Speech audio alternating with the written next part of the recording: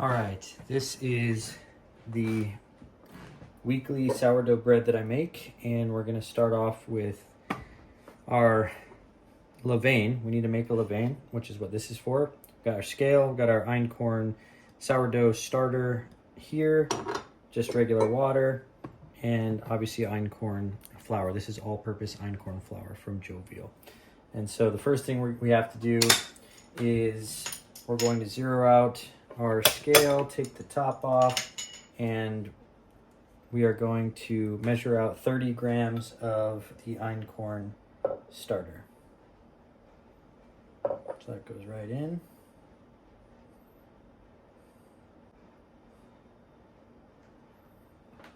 Perfect.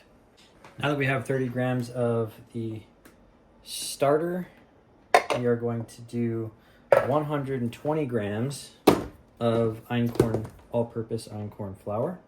So we'll zero that out again, and we'll go in with 120 grams. And again, when you're baking, try to get as close as possible. If you're off by just a bit, that's probably okay, but I like to be as exact as I can be. And that'll be just fine. So 120 grams of flour. Then we're going to zero it out one last time and go in with 120 grams of water. And I want to do this a little slow at the end because it's harder to remove the water if you add just a little too much. There we go.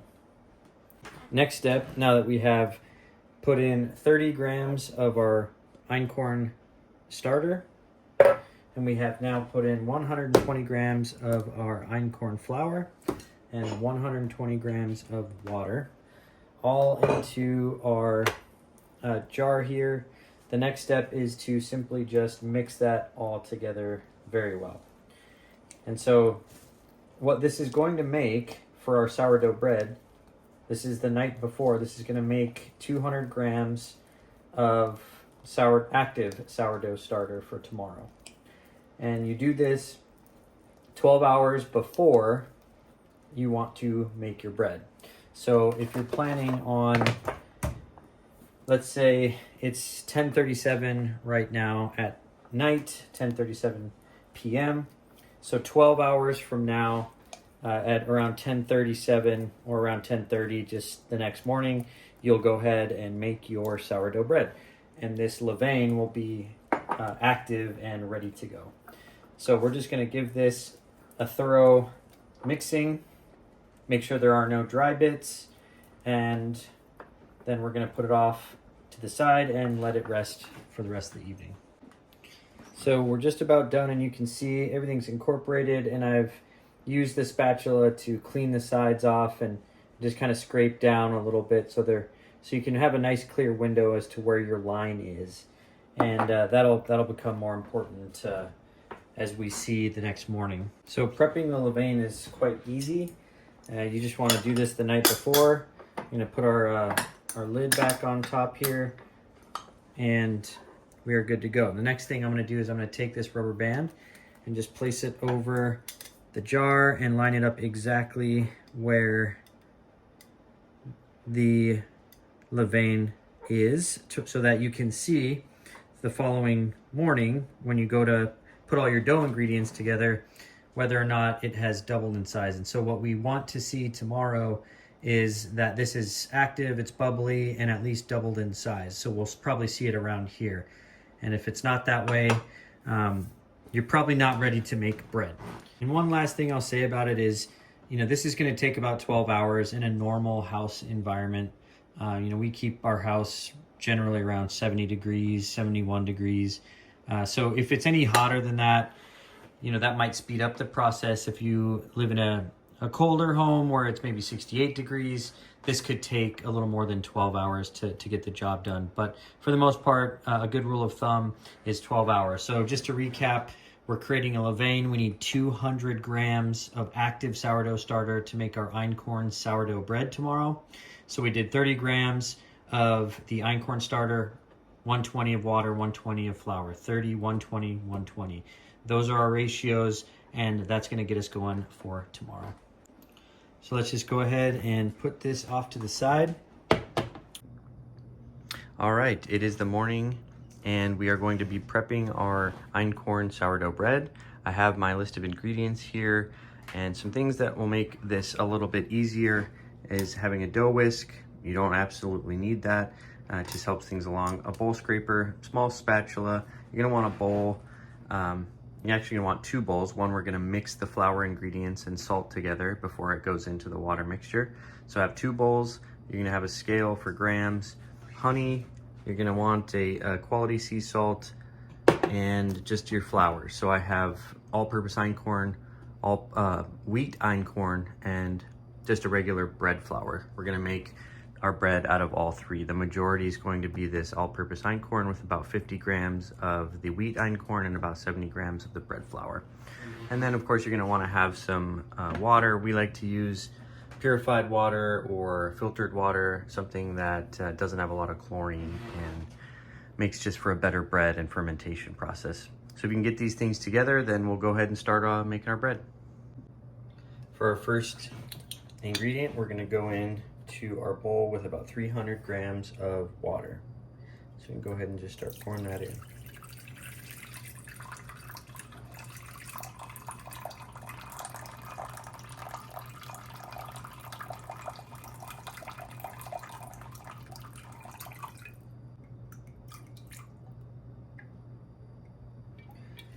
That should be good enough for our purposes. Right around 300 is just fine. That's going to be close enough for what we need it for. And then we're going to go ahead and put this aside. And the next step is going to be measuring out our flour. We are going to add our 100% organic Einkorn all-purpose flour, and we're going to do 420 grams of our Einkorn flour. So it's going to be the majority of the recipe.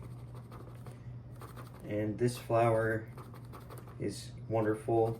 It's not quite gluten-free, but it's better for gluten sensitivities, which none of us have in the household.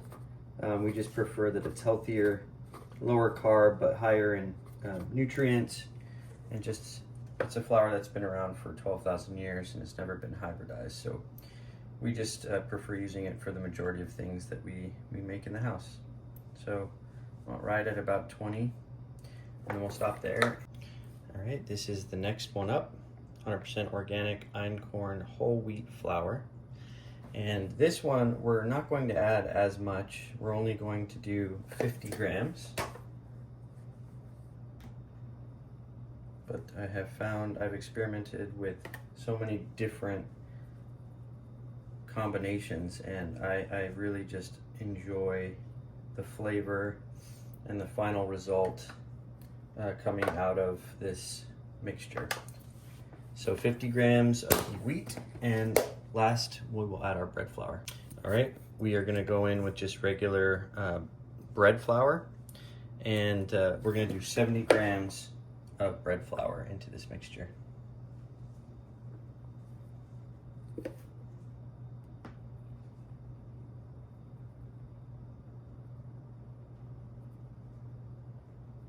Good enough. And then the last ingredient into the dry mixture, we're going to do our sea salt. And we're going to do 10 grams of sea salt into this flour mixture.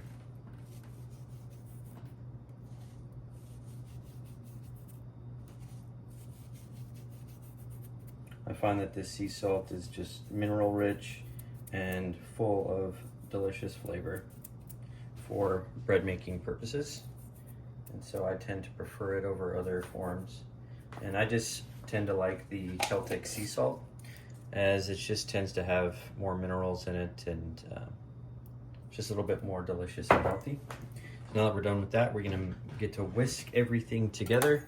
All the dry ingredients you just wanna incorporate well and make sure everything's ready to go, because the next part, we're going to be adding it to our starter honey and water mixture.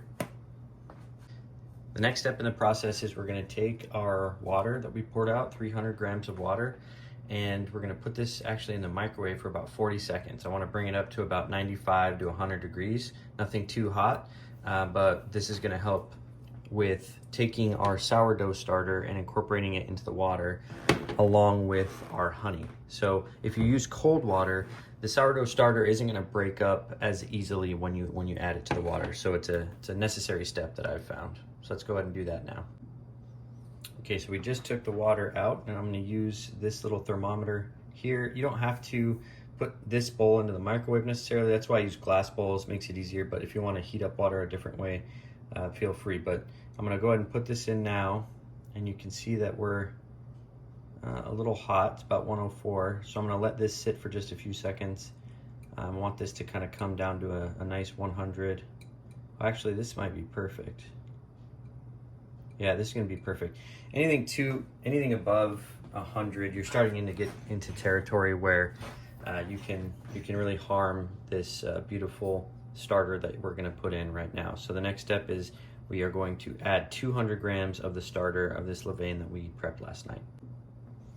All right, in we go with the starter. And it is floating. If your starter is not floating, it is not ready to make bread. So we're getting there. Just help it along just a little bit. There we go. 201, so we're just slightly over, but that's absolutely fine. And we can zero that out and add our 10 grams of honey next.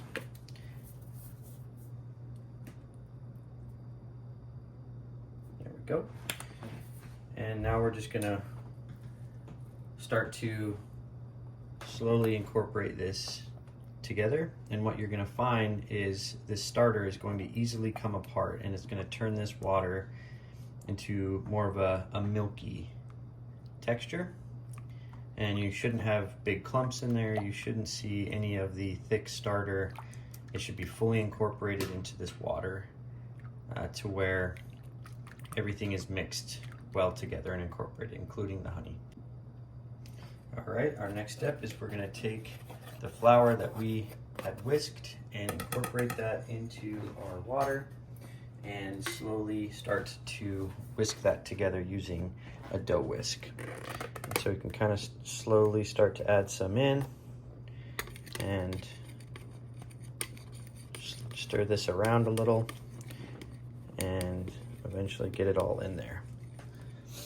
Now we just want to incorporate it and get a start with our dough whisk here, and eventually we're going to take over with our bench or our bowl scraper until everything comes together. And it's going to look not the most pretty when it all comes together, but that's fine.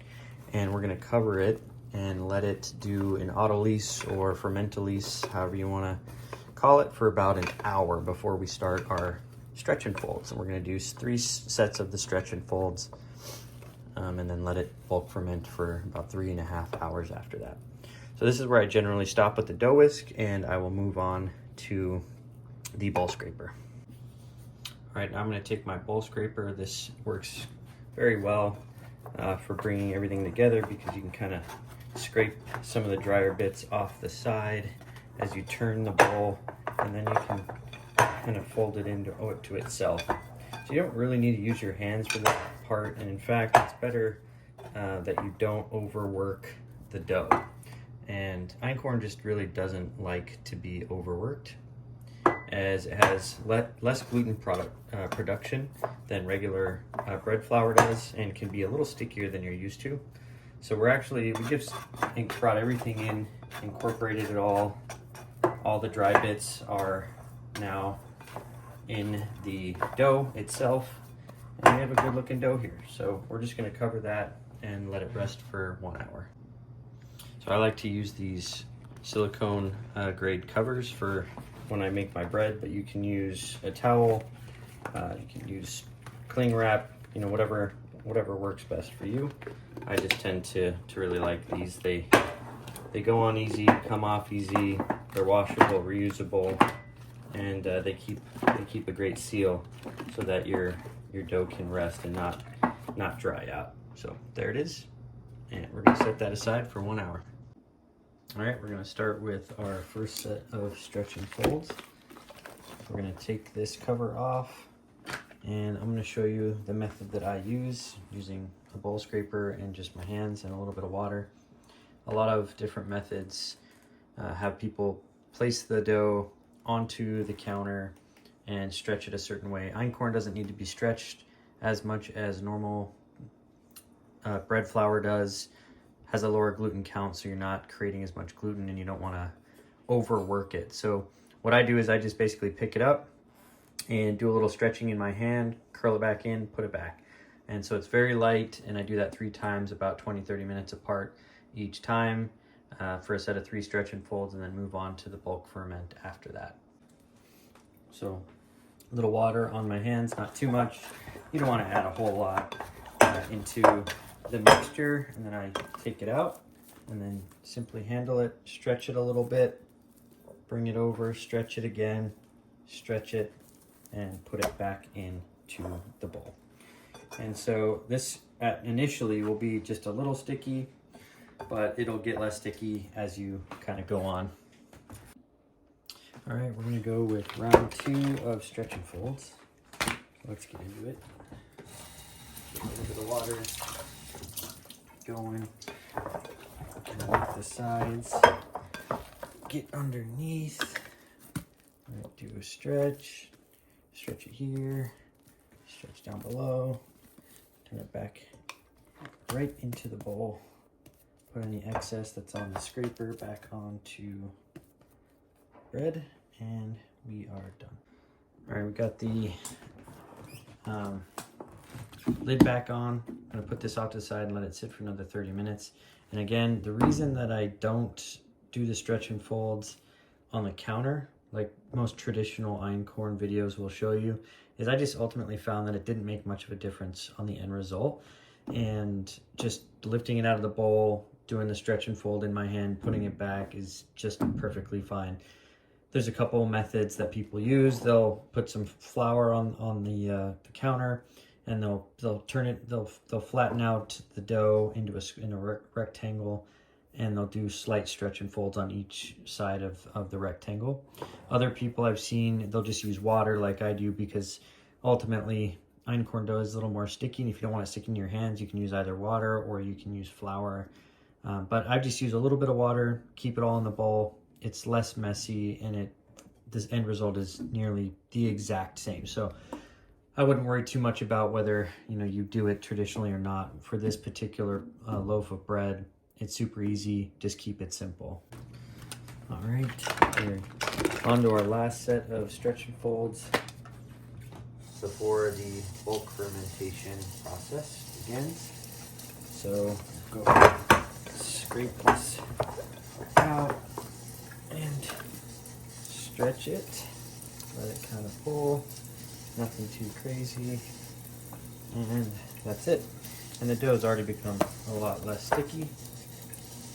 And we are done with the stretch and folds. So here's a look at the dough. See, I can touch it now and it doesn't stick as much. So we built a little gluten development, but haven't, again, this being Einkorn flour, it's not going to develop a ton of gluten like regular bread flour. But either way, we have some bread flour in there, and the Einkorn itself will develop some gluten. So it's going to work, but the next step is we're going to cover this again and put it aside for 3.5 hours. And over the 3.5 hours, we want to see it rise 20 to 30%, at which point we are going to shape it and stick it in a Banneton basket, and we're actually going to bake it same day. So that's one of the great things about this particular bread is for a normal sourdough country loaf, it's really takes about 3 days total, setting the levain the first night, building the bread the second, letting it proof overnight, and baking on the third in the morning. So for our Einkorn bread, all we're gonna do is start the levain the night before, handle everything today, and then we'll actually bake it this evening. Everything done in roughly 24 hours. All right, we are at the point where the dough has risen about 20-30%. It's actually gone a little more than that because we had dinner, but everything's gonna be fine. It's all good. The next steps are going to require a few things. We're going to be laying out the dough onto a flat surface with some flour. And I use this little flour shaker. You don't need it, but super useful. I end up using a rice flour that is gluten-free while doing this part. And I also end up lining the banneton basket that the bread will eventually get into with the same rice flour here. And the reason I do that is because it's less likely to stick over time. The last thing you want is your dough sticking to the bottom of this banneton basket. And for einkorn, we don't use you can if you want, but I tend not to use the little cloth piece that goes in here. And you'll see why at the end, just because I like the way it looks and I think it's better overall. But you're gonna want some flour, a little bag here, just a regular plastic bag that will end up covering this banneton basket with when the bread is in it. And yeah, just a few materials, and we're gonna start laying this out here and we'll go through the shaping process. All right, we're just gonna start to lay down some flour so that we can take the dough and get it out of the bowl and onto a surface that is not going to be just the bare stove top. So there we go, we got a nice floured surface, and we're going to take the bread out of the bowl. So we'll do that here, and you can use your bowl scraper to help work it out of the bowl a little quicker and easier than normal. There you go. So we're all out. And the next step, we are going to shape the dough. All right, I have lined this banneton basket with the rice flour. Just sprinkled it on, and we're gonna set this to the side over here and shape the bread. So to do this, I just get a little bit of flour on my hand. You can put a little around the sides, and you can do this a couple ways, but you want to take 4 corners at least, lift it and bring it to the center, get underneath, do the same thing all the way around, and just bring it to the center. And then the last step will be to flip it over completely. So there we go. So there's our dough. You can smooth some of the flour off. And actually, at this point, I will actually move some of the flour to the side, and we'll start to shape the dough. This process is also a bit easier for einkorn relative to a normal sourdough loaf, which this process can take a little longer and be a little more complex. But really all we want to do is get a good spin on this. Eventually it's going to start to stick a little more to the bottom, which is going to make it taut on the top, and that's what we want. And so right when that happens, we're gonna, which is about right now, we're gonna get underneath it, and we're gonna place it in our banneton basket, like so. And now that we have that done, I am going to sprinkle just a little bit of flour over the top, but not a lot. And the only reason we're doing that is now that it's going to go into this trash bag.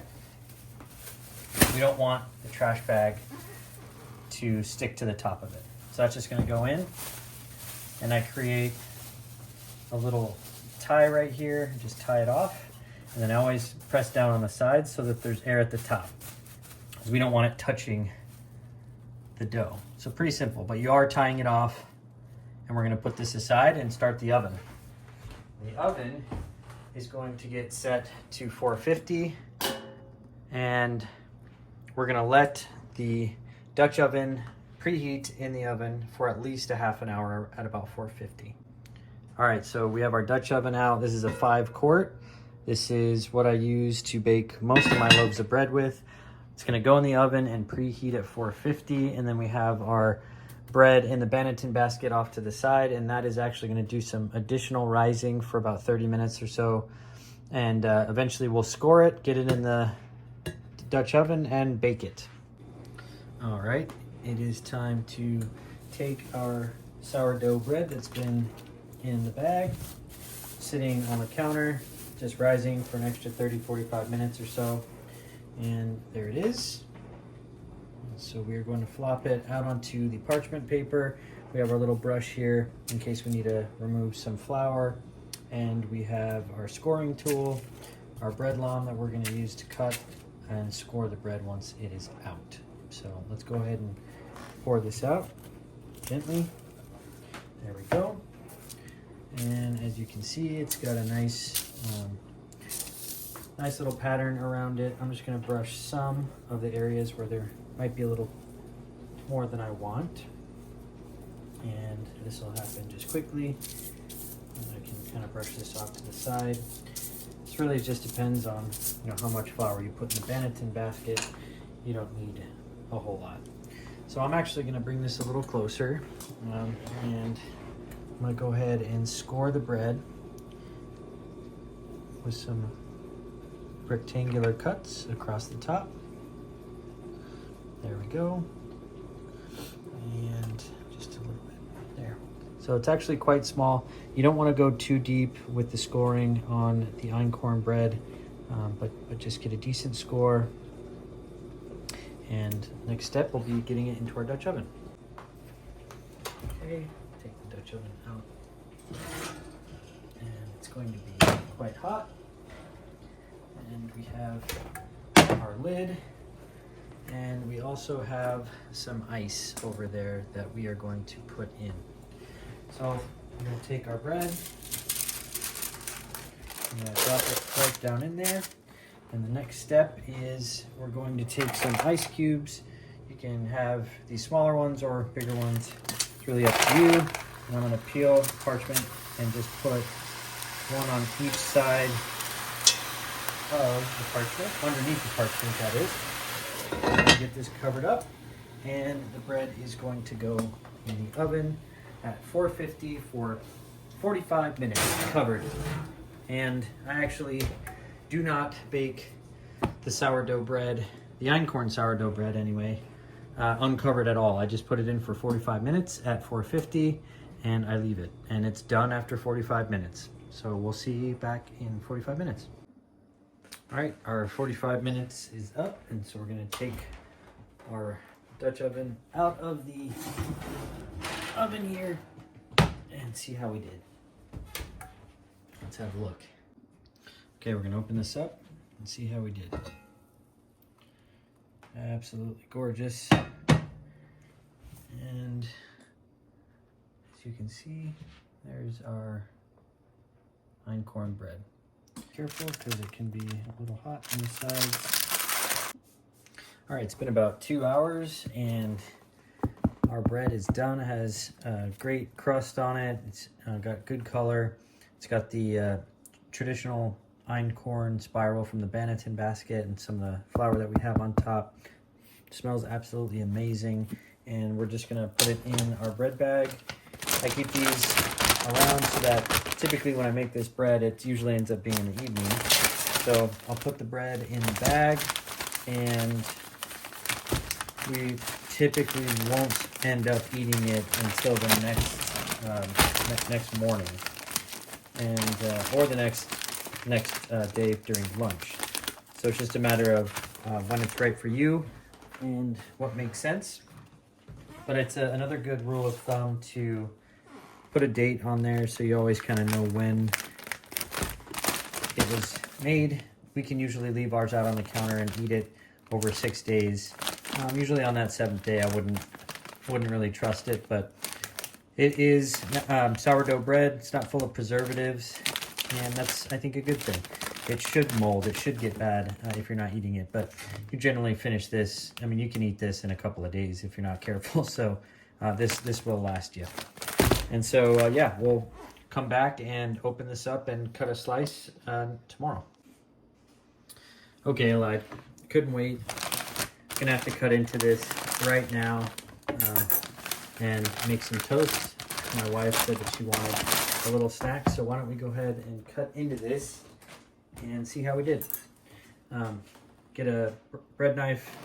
It makes this a lot easier, and it's important to not push down on with the knife, but to just do very steady back and forth, and it'll cut just perfectly. And there's our bread. So that's exactly what you want to see with einkorn. You'll see some holes in there, but the holes are not big, and that is what you want to see. If the holes are too big, it's not really einkorn. Einkorn flour does not produce the gluten strands that normal sourdough bread does with regular white flour. It is on purpose. And actually, I think it's better. I prefer it because when I go to cut a slice of this bread and put it in the toaster, I am going to want to put some jam or some butter or something on it, which is absolutely delicious with this bread. And you don't want holes where that's going to fall through and make a mess of everything. So it's actually something that is good. You want to see that. If you have a lot of holes, something is wrong, and you might want to reconsider how you made the bread. So this is generally what I'll do. Is I will cut a slice just like this, and then I will cut that in half, and that will go into the toaster. So this is perfect for if throwing in the toaster or just putting some butter or jam on it, but it is absolutely incredible. Now, one thing you do want to be careful of is whether or not the dough is too gummy, and I will say waiting the full next morning is sometimes helpful because you don't want your dough to be gummy, and this is perfect. This is actually perfect, so we waited enough time, but you at least want to wait a couple hours before cutting into your sourdough bread. That goes for any sourdough bread, but this is just absolutely going to be delicious once it pops out of the toaster. All right, we have some fresh toast that we are going to put some butter on. One of the best things, in my opinion, is just einkorn with a little bit of butter. Just absolutely phenomenal. And then if you would like to add jam or anything sweet to it, it is elevated beyond just the butter and wonderful. So I highly recommend, if you do want to try it, to go that route. I'm going to put a little bit of strawberry preserves on top of one of them, but really any kind of preserves that you prefer go so many things go well with einkorn. It's incredible. I mean, I'll have it almost every day with eggs, and you can use it for just regular toast. You can make a sandwich. You can do so many things with it. It's just wonderful. So I hope you enjoyed and learned something from the video, and we'll see you next time. Thanks for watching.